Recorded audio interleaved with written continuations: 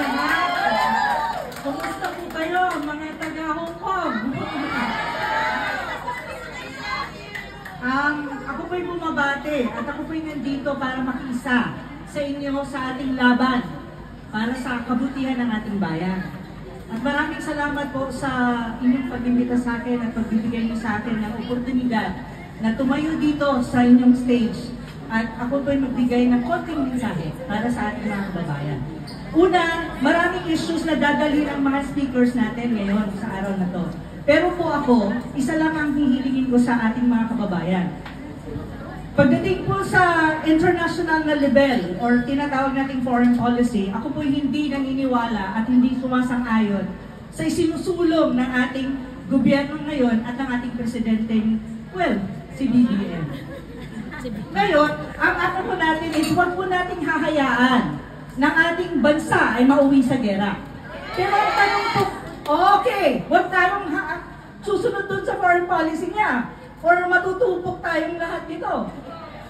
Kahit kayo na nasa Hong Kong, at the end of the day, may mga pamilya kayo na nasa Pilipinas. Tama? Okay, tama.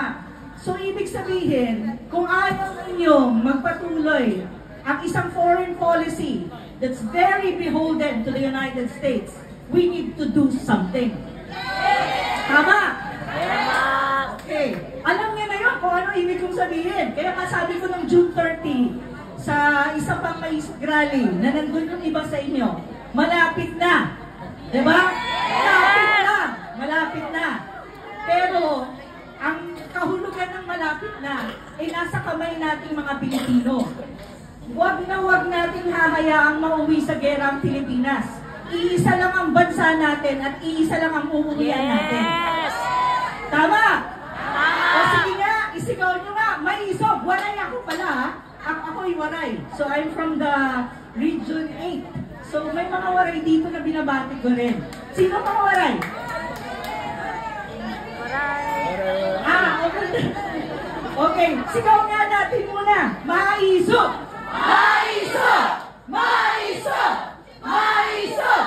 Maisog! Maisog! O sigaw natin isa pa. Duterte! Duterte! Duterte!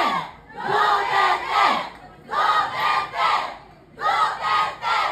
Duterte! Maraming salamat.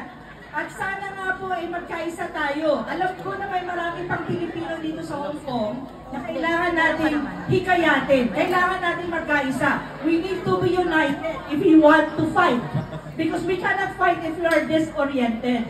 And we cannot fight if we're not united. So ang pakiusap ko rin sa ating mga kababayan dito sa Hong Kong, kasi kanina nakapag-usap kami ng ilang mga organizers nyo at ilang mga leaders nyo dito, na medyo kailangan natin i-unite ang Hong Kong force. So nakikiusap ako sa inyo, reach out to the other forces, reach out to ating mga kababayan, at we have to be united if we want to fight. We need that. Okay? So maraming salamat, hindi ako magtatagal kasi supposedly, dapat suporta lang ako dito, support lang, support.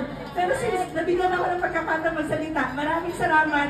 At huwag na huwag natin hahayaan ang Pilipinas na mauwi sa gera. Yeah!